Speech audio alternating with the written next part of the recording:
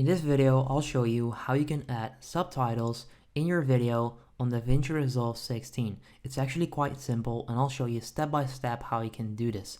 So I just started off by opening a clip and then opening that in my timeline and clicking on edit. That's what you want to do as well.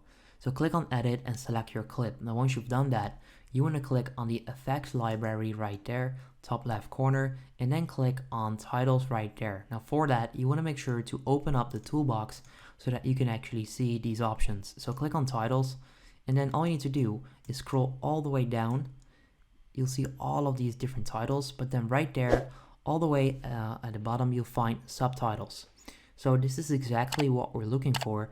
So all you need to do to add these is select it. If you want, you can actually add this to your favorites as well, so that you can find it in your favorites list. So select it and then drag it over your clip. Okay, so onto your clip. Let's see if I did that right. Probably not. Let's do that again. Okay, there you go. So right now we have the subtitle layer above our video. So all you need to do to start customizing the subtitle text right there is click on Inspector, top right corner, and then right there you'll then be able to enter text. For example, let's say that let's just pretend that I said in this video I'll show you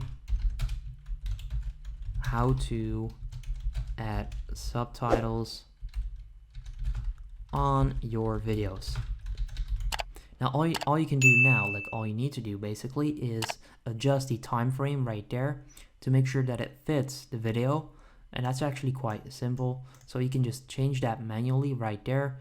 So this is the start, like the beginning of this subtitle phrase, and then right there this is the end, and you can then pretty much add an entire subtitle to your video. Okay, so that's pretty much what I would do and how you can do this as well. So if this simple and quick tutorial helps you out, make sure you go ahead and leave a like on the video, and then I'll see you in the next one. Have a good day.